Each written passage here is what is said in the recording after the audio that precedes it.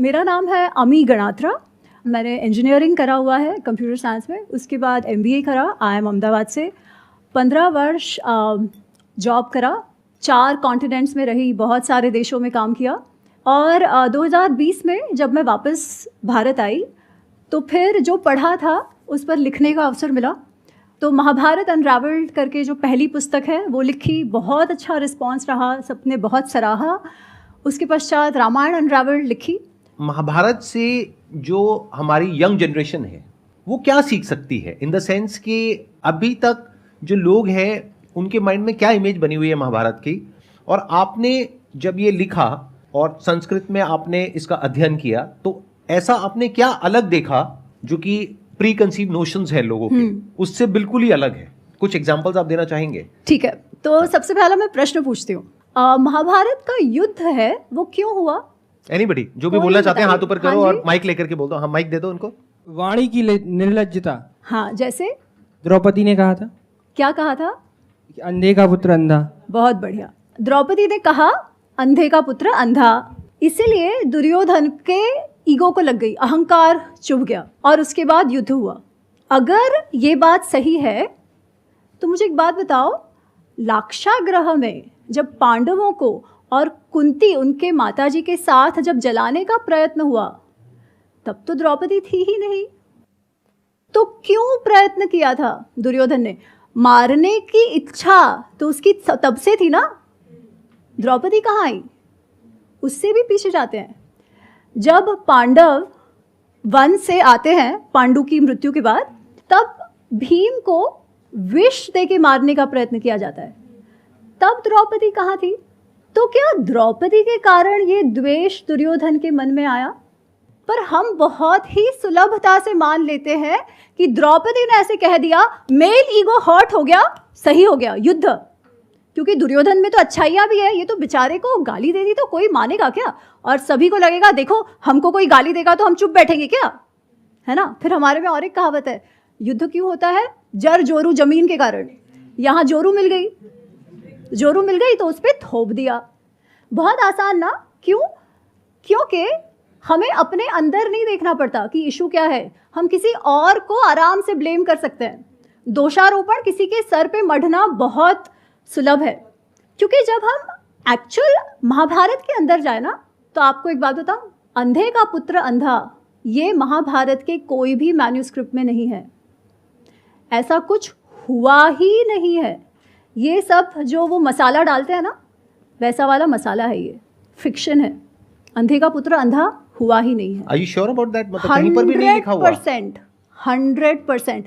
आप गीता प्रेस वाला महाभारत देख लो, आप भंडारकर ओरिएंटल का क्रिटिकल एडिशन देख लो, आप KM गांगुली वर्जन देख लो, आप कोई भी महाभारत, व्यास रचित महाभारत आप देख लो, उस पे लिखी हुई पुस्तकें नहीं, वो फिक्शन है, वो नाट्य रूप है, काव्य रूप है।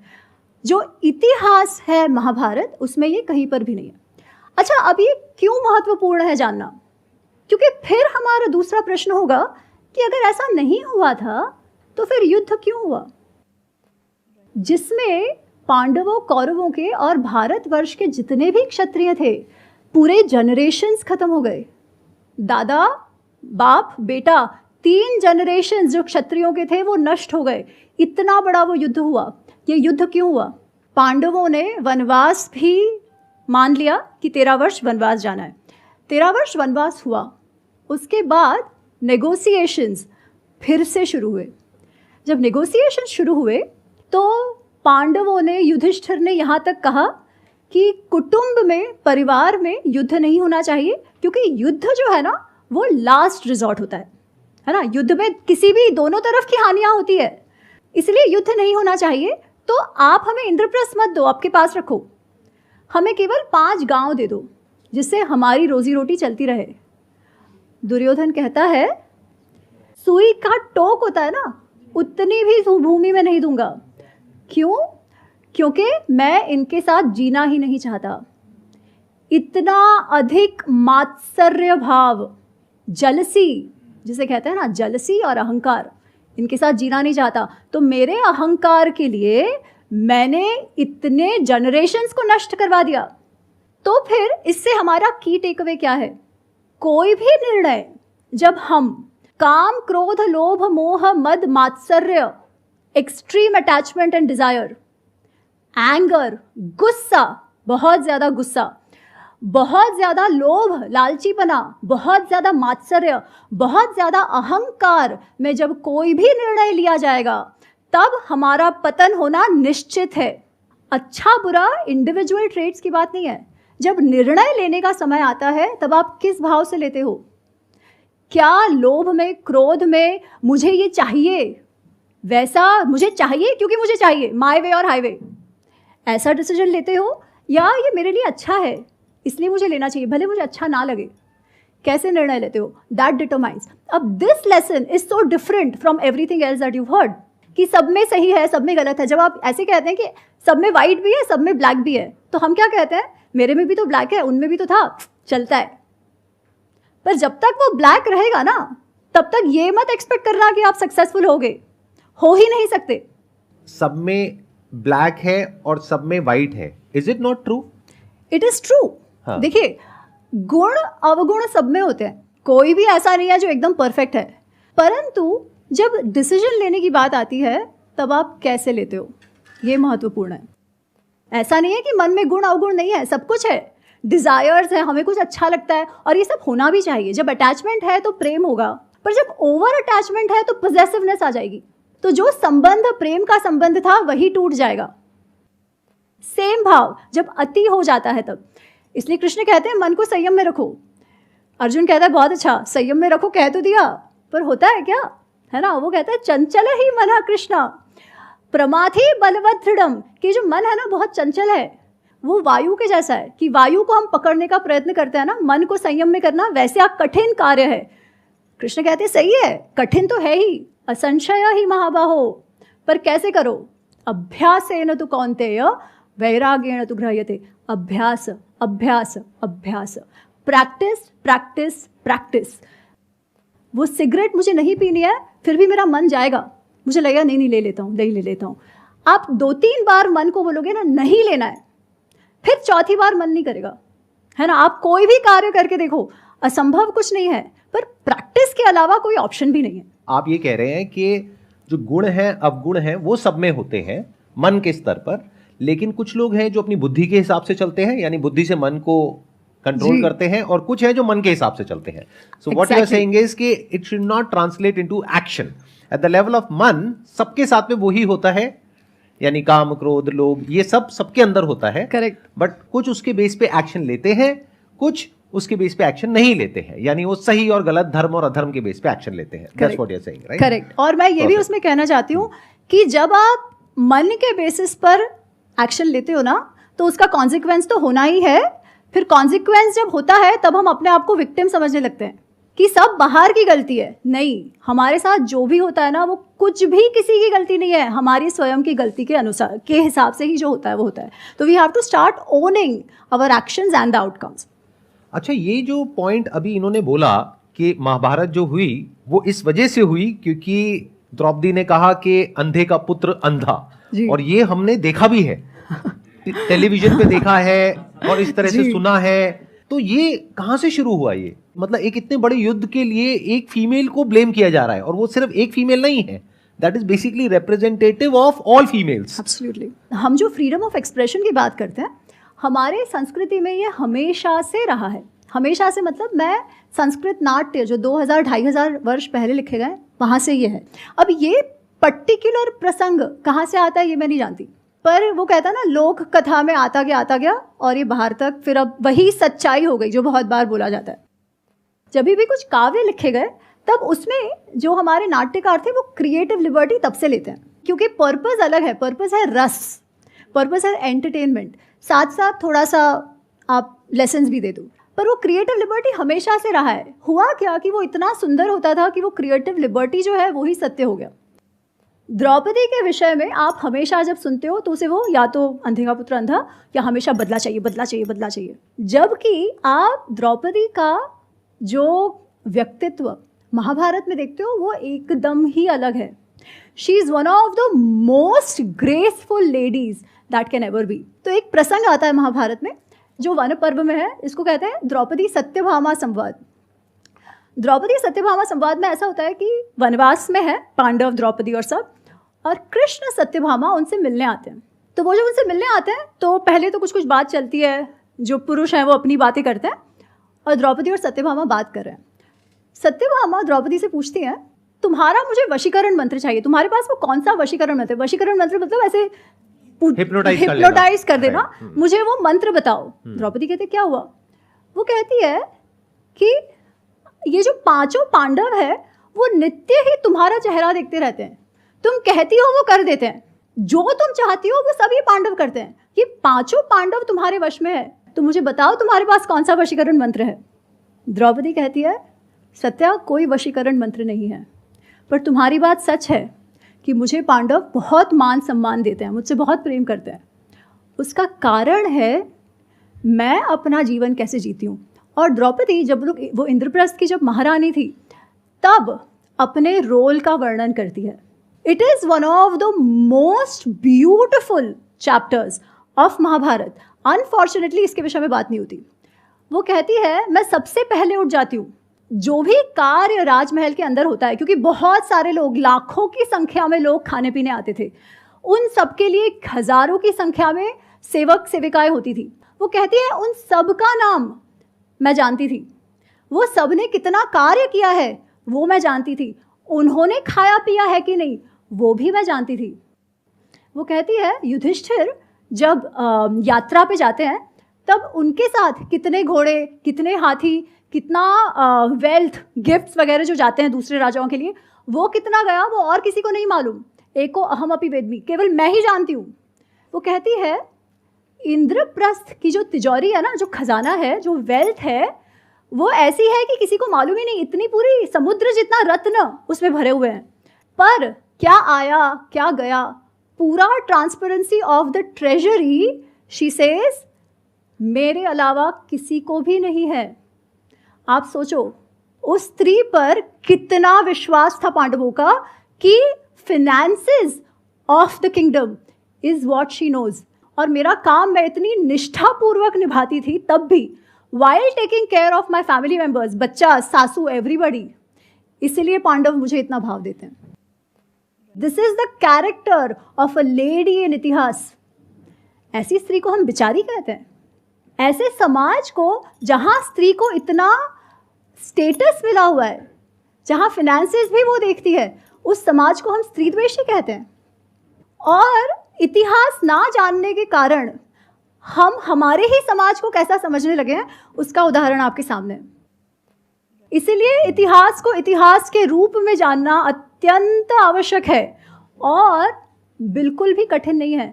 ये सारी पुस्तकें हैं, केवल हमें उन्हें पढ़ना है और हमारे इतिहास को, हमारे अपने आप को जानना है। हम जैसे सीता और द्रौपदी की बात करते हैं, संदीप सर के मैंने 3-4 वीडियोस देखे थे एंड मतलब पिछले 3 साल से मेरी खुद की लाइफ में वो चल रहा था कि मेरी लव मैरिज थी, 8 साल के बाद हमारी शादी हुई थी, पर मेरे हस्बैंड को ब्रेन हैमरेज हो गया 2020 में और अभी भी वो पैरालिसिस ही है उनको। तो जैसे सीता और द्रौपदी 2 कैरेक्टर्स हमारे दिमाग में रहते हैं। और मैं भी हिस्ट्री की स्टूडेंट थी, LSR से पास्ड आउट थी, मेरा खुद का NGO है। और क्योंकि कहते हैं जो काम आप करते हैं बाहर, वही काम आपके घर में आ जाता है। मैं विकलांग बच्चों के लिए काम करती थी और वही विकलांगता मेरे घर में आ गई। तो मेरा क्वेश्चन आपसे ये है, जैसे जब ये सब कुछ होता है तो आपकी फैमिलीज बहुत आसानी से आपको छोड़ के चली जाती हैं, जैसे आपने कहा कि कर्म है ना। जब हम कर्म की बात कर रहे हैं, हम ऐसा कैसे सोच सकते हैं कि हमें इस एज में ये हमारे कर्मों का फल है, क्योंकि मुझे इस जन्म में ऐसा कुछ कर्म याद नहीं आता है कि मैंने ऐसा कुछ किया हो। और मेरा संदीप सर से भी एक क्वेश्चन है कि जैसे आप मोटिवेटेड रहने की बात करते हैं, it's been from last 3 years मैं कोशिश करती हूँ कि मोटिवेटेड रहूँ, और अब तो शायद ऐसी पारिवारिक स्थितियाँ हो जाती हैं जब मम्मी पापा कहते हैं कि उनको छोड़ दो, कब तक ऐसे चलेगा या कब तक ऐसी लाइफ रहेगी, क्योंकि मेरी एक छोटी बिटिया भी है। और ब्रेन हैमरेज के बाद ऐसा होता है कि वो शायद कभी रिकवरी नहीं होता है, क्योंकि स्ट्रोक में रिकवरी के चांसेस होते हैं, विदिन 6 months आप चल फिर सकते हैं, पर हैमरेज के बाद शायद ऐसी स्थिति होती है कि वो पैरालिसिस कभी रिकवर नहीं होता है। सीता अपने हक को छोड़ती है और वो देवी बन जाती है। मैंने अपने हक को छोड़ा, अभी हमारे लॉज वगैरह साथ नहीं रहते हैं। अगर द्रौपदी अपने हक की बात करती है तो ये बोला जाता है कि आप अपनी संपत्ति के लिए लड़ रहे हैं या आपने परिवार को तोड़ दिया, आपने विभाजन कर दिया। तो आपकी नज़र में, आपने इतना इतिहास पढ़ा है, आपने इतनी महाभारत रामायण बहुत सारी किताबें शायद आपने लिखी हैं, आपको क्या लगता है जीवन में आज के आधुनिक भारत में क्या सीता की भूमिका निभाना सही है या द्रौपदी की तरह अपने हक के लिए लड़ना सही है?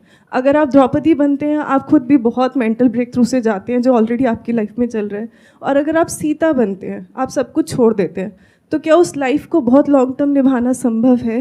सबसे पहले तो मैं आपसे कहना चाहूँगी कि आप में बहुत शक्ति है एंड आपके शक्ति को नमन है। जहाँ तक मैंने देखा है, कर्म ना बहुत ही कॉम्प्लेक्स सब्जेक्ट है। ऐसा नहीं है कि कल हो गया और आज उसका इफ़ेक्ट दिखता है। ऑल्सो जो हम देखते हैं, जिसे हम बुरा मानते हैं, वो ज़रूरी नहीं है कि बुरा है, उस टाइम फ्रेम के लिए तो है, but we don't know what's going on behind that, right.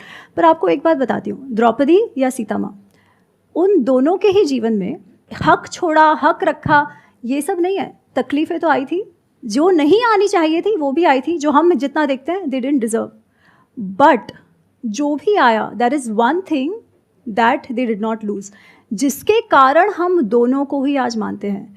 That is the sense of कर्तव्य भाव and the sense of grace. Forget what stories we heard. परिस्थिति कोई भी हो, क्योंकि परिस्थिति पे हमारा कंट्रोल है ही नहीं, है ना, बिल्कुल भी कंट्रोल नहीं है। अच्छा होता है, बुरा होता है, ऐसी चीज़ें हो जाती हैं जो कभी सोचा ही नहीं था। Who do we blame for it? We don't know. आपकी परिस्थिति में ऐसे देखती हूँ कि आपके पति जो हैं, उनके जीवन के जो भी कर्मफल जो भी होंगे, उनको आपके साथ मिलवाया ही इसीलिए है ताकि जो भी आपका जो सामर्थ्य है वो उनके जीवन के लिए काम आए। अच्छा, अब इसके आगे क्या करना है वो आप प्रेशराइज मत करिए, बिकॉज आप पर आपकी बेटी का भी कर्तव्य भार है, ठीक है। इसलिए क्या करना है वो आपको निर्णय करना है, पर आपके साथ ऐसा हुआ उसमें आप किसी को दोष मत दीजिए। वो इसलिए हुआ है क्योंकि कहीं ना कहीं पहली बात तो है, ऋणानुबंधन की एक बात होती है जो मैं बहुत सीरियसली मानती हूँ। पिछले जन्मों का कहो, जो भी कहो, जिनके साथ जितना समय जिस परिस्थिति में निभाना होता है ना, वो निभाना ही पड़ता है। जहाँ तक वो ऋणानुबंधन है वो रहता है। जब वो ऋणानुबंधन खत्म हो जाए ना, तब आप कितना ही प्रयत्न करो, वो नहीं रहता। I also add something in it, क्योंकि ये सिर्फ आपकी प्रॉब्लम नहीं है, ये हमारी पूरी की पूरी सोसाइटी की प्रॉब्लम है। क्योंकि होता क्या है कि यहाँ पर सुपरस्टिशन बहुत ज़्यादा है, अंधविश्वास बहुत ज़्यादा है, हमारी सबकी नस नस में दौड़ रहा है। तो होता क्या है कि कहीं भी कुछ गलत होता है हमारे साथ में, तो हम कुछ ऐसी चीज़ों को ब्लेम करने लग जाते हैं जिसका दूर दूर तक उससे कोई कनेक्शन नहीं होता है। जैसे आपने जो कहा, मैं उसी बात को रिपीट कर रहा हूं। आपने क्या कहा कि मैं एनजीओ में काम करती थी जहां पर इस तरह के पेशेंट्स होते थे, और ये कहा जाता है, मुझे नहीं पता कौन कहता है ऐसा, बट जो भी कहते हैं कि जहां आप जिस तरह की सिचुएशंस में काम करते हो वैसे ही कुछ आपके साथ होने लग जाता है। ये सब बकवास है। इस तरह की बातें मानना इज इलॉजिकल, इज अनसाइंटिफिक। क्योंकि अगर यही होता, इसका मतलब वो डॉक्टर्स जो कैंसर को क्योर कर रहे हैं उन सबको कैंसर हो जाता या उनके घर में हो जाता।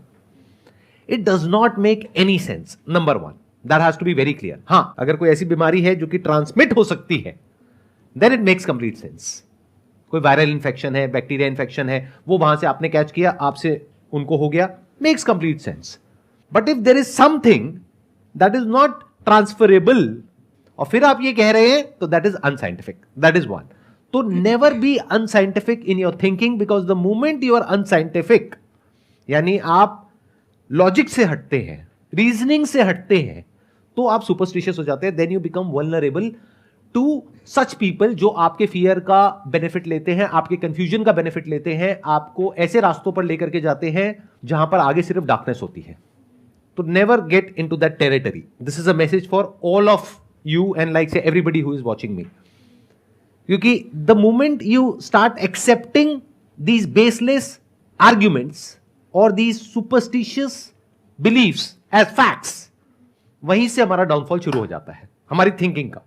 अब हमारी जो थिंकिंग है उसका कोई ग्राउंड ही नहीं है। इट्स लाइक अ बॉटमलेस पिट, वो गिरती जाएगी नीचे नीचे। That is one. सेकेंड, ये जो लॉ ऑफ कर्मा का पूरा कॉन्सेप्ट है ना, इससे ज्यादा मिसअंडरस्टूड और कोई कॉन्सेप्ट नहीं है। अगर आप मेरे स्टैंड पॉइंट से देखेंगे, जहां तक मैं भी पहले इसको समझता था, मैं भी कुछ ऐसा ही समझता था जहां तक मैंने स्टडी किया था या समझा था, कि हमारे कुछ कर्म हैं, कुछ संचित कर्म हैं जो पिछले जन्मों के हैं, जो चले आ रहे हैं, उसकी वजह से हमारे साथ में कुछ हो रहा है। तो अगर कभी हमने पास्ट लाइफ में कभी कुछ बुरे कर्म करे हैं तो उसका तो फल मिलेगा ही। मेरे स्टैंड पॉइंट से आप देखेंगे, जो हो सकता है इनके स्टैंड पॉइंट से बिल्कुल अलग हो। जो एक करता है उसका असर सब पे होता है, और जो सब करते हैं उसका असर एक पर होता है। तो अपने आप को ब्लेम करना बिल्कुल छोड़ दो, इस गलतफहमी से बिल्कुल बाहर आ जाओ कि मैंने कुछ ऐसा किया जिसकी वजह से मेरे साथ में कुछ ऐसा हो रहा है, या उन्होंने कुछ ऐसा किया जिसकी वजह से उनके साथ में ऐसा हो रहा है। We can talk about it, we can debate about it. मैं आपको बताता हूं मेरा टेक क्या है, आप बताइएगा आपका क्या टेक है इसके ऊपर। मैं कैसे देखता हूं इस दुनिया को कि ये जो हमारे नोशंस हैं, अलग अलग जो रिलीजन्स हैं उनके अलग अलग नोशंस हैं। तो मैं क्या कह रहा हूं, इन सबको अगर हम एक बार को हटा दें, जो भी लिखा हुआ है उसको हटा दें। मैं ये नहीं कह रहा वो लिखा हुआ गलत है, मैं ये कह रहा हूं कि हो सकता है हमारा इंटरप्रिटेशन गलत हो सकता है वो जैसे करके हो कि एज एन एग्जाम्पल के ऐसा होता है और उसका हमने अपने आप ही कुछ और मतलब निकाल लिया। तो मेरे हिसाब से लॉ ऑफ कर्मा क्या है, मेरे स्टैंड पॉइंट से अगर आप समझेंगे तो, कि जो एक करता है उसका असर सब पे होता है। यानी कि क्या, आज जिस जगह पर अभी हम बैठे हैं, Delhi, which is one of the most polluted cities in the world, यहां पर जो बच्चा पैदा हो रहा है, क्या वो उसके बुरे कर्म है जिसकी वजह से वो पैदा हो रहा है? क्योंकि उस बच्चे को पॉल्यूटेड एयर ब्रीथ करनी पड़ रही है, जिसकी वजह से उसको कुछ ऐसी बीमारियां हो गई है कि वो तड़प तड़प करके मर रहा है। किसकी वजह से? अपने पास कर्म की वजह से? अरे नहीं, हमारी पूरी की पूरी सोसाइटी की वजह से, या पूरी ह्यूमैनिटी की वजह से, अगर और ब्रॉडली देखो तो। अब ये जो आर्ग्यूमेंट्स होते हैं ना, इसको हम बारीकी से नहीं देखते हैं, इस वजह से हम कंफ्यूज हो जाते हैं। और जैसे हम कंफ्यूज हो जाते हैं तो लोग आ जाते हैं हमको मिसगाइड करने के लिए, कि कुछ भी आपको बोलेंगे और फिर कहेंगे कि अच्छा ठीक है, आपको ये करना है, अब आपको वो करना है, ये कर्म कांड है, ये पहन लो, वो पहन लो, ये कर लो, वो कर लो, यहां चले जाओ, वहां चले जाओ, all that stuff, and then you are completely lost. जैसे बहुत सारे लोग ये समझते हैं कि जो भी हम करते हैं वो हमने कुछ किया होता है और एक बीज की तरह होता है जो हमने बोया, अब उसका फल मिल रहा है। तो जब सोसाइटी में कोई रेप होता है उसके लिए किसको ब्लेम करोगे? उस इंसान को जिसके साथ में वो हो रहा है, क्योंकि पुराने जन्मों में उसने कुछ किया है। अगर ये लॉ ऑफ कर्मा की आपकी थ्योरी है तो अगर किसी के साथ में कुछ गलत हो रहा है तो क्यों हो रहा है, उसके पीछे बहुत सारे रीजंस हैं, और वो रीजंस बहुत ही ऑब्वियस हैं। उसमें किसी मिस्टिकल बात को हमको बीच में घुसाने की जरूरत नहीं है। यानी कि वहां पे लॉ एंड ऑर्डर की प्रॉब्लम है, जो जस्टिस सिस्टम है उसकी प्रॉब्लम है, कि अगर कोई गलत करता है तो उसको सजा मिलने में 20 साल, 30 साल, 50 साल लग जाते हैं। तो लोगों के अंदर उसका डर नहीं है, लीगल सिस्टम का। क्रिमिनल्स होते हैं वो बच करके निकल जाते हैं। जो उस बच्चे की अपब्रिंगिंग है, जिसने ऐसा कुछ गलत किया, उसकी अपब्रिंगिंग में प्रॉब्लम है, एजुकेशन सिस्टम में प्रॉब्लम है, तो हम इन सबको ठीक नहीं करेंगे। हम क्या करेंगे, इसका एक ओवर सिंप्लीफाइड आंसर उठा करके लोगों को दे देंगे, क्योंकि उसको समझाने में भी मेहनत नहीं है समझाने वाले को, और समझने वाले को भी अपना दिमाग नहीं लगाना है। ग्लोबल वार्मिंग किसकी वजह से हो रही है? किसी एक की वजह से हो रही है, हम सबकी वजह से हो रही है। Why don't we take responsibility? Humanity की वजह से हो रही है। अच्छा, ग्लोबल वार्मिंग की वजह से अगर कहीं पर बाढ़ आती है, मान लेते हैं दुनिया के किसी पार्ट में आती है, जो आएगी फ्यूचर में, और वहां पर लाखों लोग मर जाते हैं, क्या उन लाखों लोगों ने कुछ गलत कर्म करे हैं जिस वजह से वो मर गए हैं? Does that make any sense to you guys? तो हो क्या रहा है, अगर ध्यान से समझोगे, ध्यान से ऑब्जर्व करोगे, कि इस पूरे यूनिवर्स में कहीं पर भी अलग अलग कहीं कुछ है ही नहीं। Everything is inter related and interconnected. तो जो भी एक इंसान कुछ कर रहा है, उसका डायरेक्टली या इनडायरेक्टली असर पूरी सोसाइटी पे आ रहा है। आज अगर आप अपने बच्चे की जिस तरीके से अपब्रिंगिंग कर रहे हो, देखने में लग सकता है कि उसका असर वहीं तक है, बट वो बच्चा आगे जाएगा सोसाइटी में, वो हो सकता है टीचर बनेगा या इंजीनियर बनेगा, डॉक्टर बनेगा, क्या उसका असर और आगे नहीं आएगा? अगर उसके अंदर एंगर है तो क्या वो एंगर, फ्रस्ट्रेशन या जो भी प्रॉब्लम्स है वो आगे ट्रांसफर नहीं हो जाएगी? तो क्या एक का असर सब पे नहीं आ रहा है? एक चेन नहीं बन रही है पूरी की पूरी? Can't we see that? Isn't it obvious? हम क्या करते हैं, इसका एक ओवर सिंप्लीफिकेशन निकाल देते हैं कि एक बच्चा है, उसने मान लो गुटखा खाने का डिसीजन लिया, तो उस बच्चे की गलती है। बच्चा मतलब 15-16 साल का, जहां पर यूजुअली ये सब चीजें शुरू होती है। अच्छा, उसकी गलती है सच में? क्या उसके अंदर इतनी बुद्धि है कि वो ये समझ पाए कि इसकी वजह से क्या होने वाला है आने वाले 20 साल बाद? तो क्या हम पूरा ब्लेम उस पर डाल सकते हैं, उसके कर्मों पर डाल सकते हैं? या फिर हम है सोसाइटी जहां पर के इस तरह की एड्स कर रहे हैं वो लोग जो आपके हीरो हैं, जिनके लिए आप लड़ने मरने कटने को तैयार हो जाते हो, जिनके बारे में अगर मैंने नाम ले दिया तो आप लोग आकर के मुझे ही उल्टा बोलने लग जाओगे, जिनके बारे में आप कुछ सुन नहीं सकते हो, आपके सो कॉल्ड हीरो, वो जाकर के ऐसी चीजों की ऐड कर रहे हैं। तो क्या उस बच्चे को जो कैंसर हो रहा है वो उस गुटखा कंपनी की वजह से हो रहा है? या आपकी वजह से हो रहा है, हमारी सबकी वजह से हो रहा है, क्योंकि हम चाहें तो बहुत कुछ कर सकते हैं लेकिन कुछ करते नहीं है। तो जैसे ही लॉ ऑफ कर्मा को आप इस तरीके से समझते हो तो हम सबके ऊपर एक बहुत बड़ी रिस्पॉन्सिबिलिटी आ जाती है, क्योंकि अब फ्यूचर जैसा भी होगा सिर्फ आपका अपना नहीं, क्योंकि आपका अकेले का तो कोई फ्यूचर है ही नहीं। अगर आप किसी ऐसी जगह पे रहते हो जहां पर सब लोग खराब है, उसकी वजह से पूरा मोहल्ला खराब है, तो आप कैसे खुश रह सकते हो? खुद रिस्पॉन्सिबिलिटी लेनी पड़ेगी। आई एम सॉरी, मैं थोड़ा सा इमोशनल हो रहा हूं इस टॉपिक को लेकर के, because it's very close to my heart. आपका क्या टेक है इसके ऊपर? तो मैं आपसे पूर्णतः सहमत हूँ। केवल मैं एक चीज़ और कहना चाह रही हूँ, टेकिंग योर गुड का एग्जाम्पल। ऑफकोर्स कर्म पर्सनल लेवल पे होता है और कलेक्टिव लेवल पे होता है, और इवन जब मैंने आपको सबसे पहले वही कहा कि अपने साथ जो हुआ हो ना, उसमें we don't have to overthink कि अरे मेरे कौन से कर्म थे, because we will never know. आपको कभी पता ही नहीं चलेगा कि अरे वो किया वैसे हुआ, नहीं। परंतु ये बात भी बिल्कुल नहीं भूलनी चाहिए कि कोई भी कारण सर, कितनी भी बेवकूफ़ी के कारण, अगर वो 16 वर्ष का बच्चा गुटखा खाता है और उसके माँ बाप उसे नहीं रोकते हैं, तो उसका कॉन्सिक्वेंस तो उसे भुगतना ही पड़ेगा। So while we have to have a social consciousness, individual responsibilities can not be forgotten. ठीक है, आपके निर्णय का जो आउटकम होता है वो भी दुनिया भर पे नहीं थोप सकते। दुनिया पे तो असर होगी, बिकॉज एक का असर सब पे होता है, सबका असर एक पे 100%। पर आपके साथ जो हो भी रहा है या होगा, उसका कॉन्सिक्वेंस और आउटकम आप आउटसोर्स नहीं कर सकते। Few things are in your control, few things are not in your control. तो जहां पे कंट्रोल नहीं है, हाँ, वहां पे हमें रिस्पॉन्सिबिलिटी भी नहीं लेनी मैं है। आपको वही कह रही हूँ, पर जहां पे कंट्रोल है वहां पे लेनी वहां पे तो लेनी ही पड़ेगी ना। Exactly. Let's give big round of applause for. Thank you so much जी यहाँ पर आने के लिए। It was pleasure meeting you, pleasure talking to you. Thank you for sharing your knowledge. Sandeep ji.